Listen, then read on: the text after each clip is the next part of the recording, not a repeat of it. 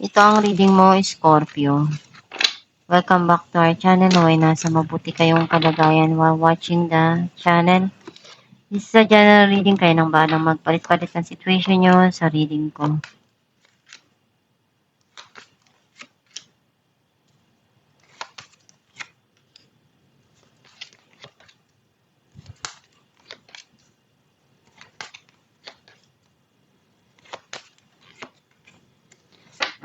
At the bottom of the deck, Knight of Swords. I feel like ang nasa-sense ko na energy mo, nakikita ko na may gusto kang sabihin, linawin dun sa mga nangyari sa sitwasyon mo. May mga bagay ka pa na kailangan mong pag-isipan at ibigay kung ano yung kasagutan dun sa mga nangyayari. Or may gusto kang gawin at harapin. Ang mensahe ng card mo, kung ano yung sa tingin mo magpapasaya para sa'yo, yun yung gawin mo. Kung hindi ka naman magiging masaya dun sa mga desisyon mo, masasayang yung panahon mo doon and pagsisisihan mo lang din sa huli kung ano yung mga ginawa mo na yun. Kaya dapat kung may mga kailangan kang desisyon na gawin, isipin mo kung magiging masaya ka ba dun.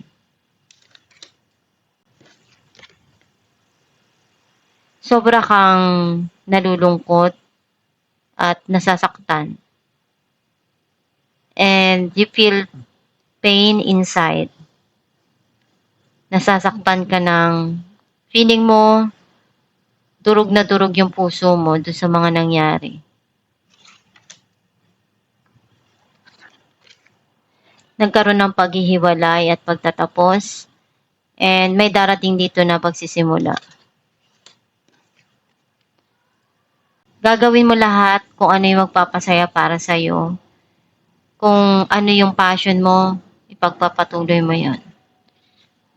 Some of you, unti-unti ka nang nag-heal doon sa mga nangyari.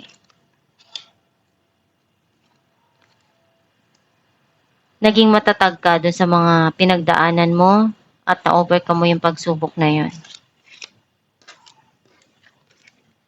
Gusto mo nang kalimutan yung mga nangyari at harapin ko ano yung mas makakabuti para sa'yo sa kinabukasan.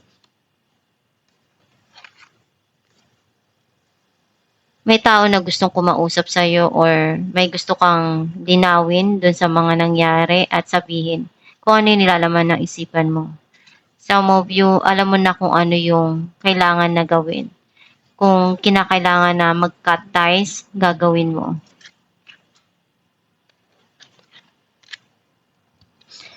You're manifesting a lot of changes sa buhay mo. Some of you may darating na travel. Clarify natin the Hierophant.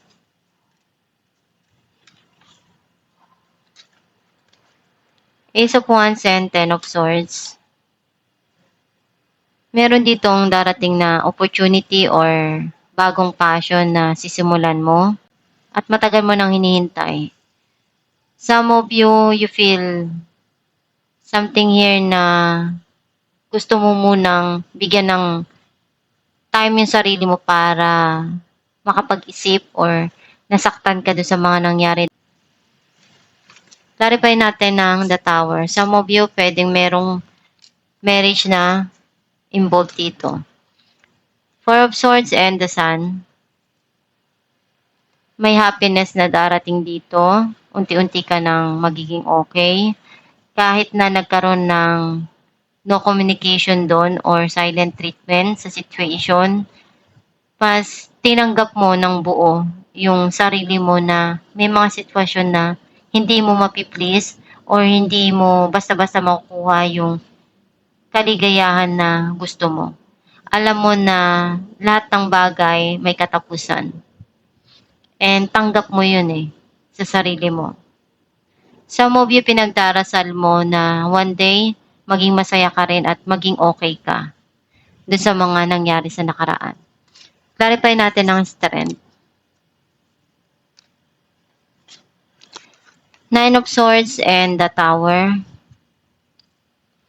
Sobra kang nalungkot sa mga nangyari. And every time na mag-isa ka, doon ka nakakaramdam na stress ka at umiiyak ka dahil doon sa mga nangyari na yon sa nakaraan na paghihiwalay. Pero unti-unti mo naman na na-overcome yun. Clarify natin na ang Queen of Swords.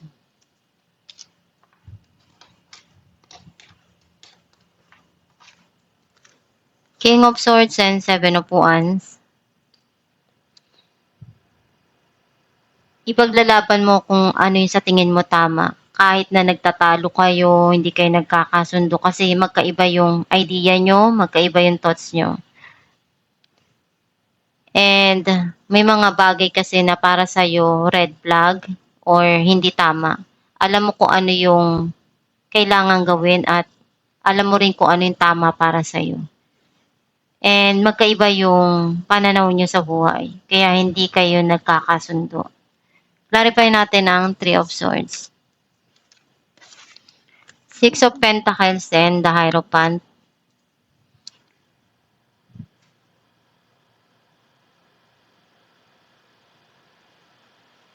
Iniisip mo na magkaroon ng kapatawaran sa isa't isa. Kasi iyon pa rin yung magpapasaya para sa'yo. Para makalimot at makamove on na. Clarify natin ang Queen of Wands. Queen of Pentacles and the High Priestess. Inisip mo na ginawa mo lahat ng makaya mo. Binigay mo lahat ng effort. Everything na meron ka. Ngayon, nare-realize mo kung ano yung mga pinaghirapan mo. Some of you, iniisip mo na mag-invest at maglaan ng panahon oras and gagawin mo lahat ng makakaya mo para magtagumpay or makuha mo kung ano yung gusto mo. Clarify natin ang Six of Swords. The Emperor and King of Pentacles. Itong tao na to, pinag-isipan niyang mabuti kung ano yung hakbang na gagawin niya. Even though itong tao na to very controlling or kinokontrol niya yung nararamdaman niya. Ayaw niya ipakita na mahina siya at kung ano yung nararamdaman niya. Clarify natin the World.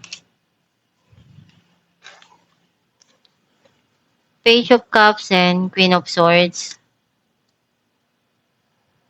May mga plano ka pa na gusto mong matupad sa buhay. And alam mo kung ano yung tamang gawin at takbang doon. Minamanifest mo na makuha mo kung ano yung gusto mo. At mabago kung ano yung mga nangyari na hindi maganda sa buhay mo. Alamin natin kung ano mensahe ng iyong gabay. Life purpose. The purpose of your life is to serve in a way that brings great joy to yourself and others. Don't worry about finding your purpose. Instead, focus upon serving a purpose and then your purpose will serve you. Ang mensahe ng iyong gabay na kung ano yung purpose mo sa buhay, wag mo muna yun na bigyan ng atensyon or pakaisipin. Ang mahalaga, masaya ka sa ginagawa mo at kung nakakatulong ka sa iba, yun ang importante sa ngayon at isipin mo lang palagi na andyan ang Diyos para tulungan ka sa mga pinagdadaanan mo.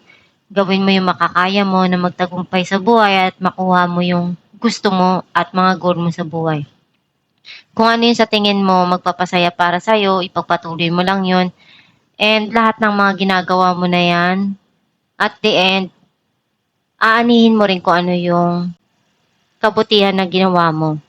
Basta wag kang susuko sa mga pinagdadaanan mo, gawin mo lang yung makakaya mo at nararapat dun sa sitwasyon.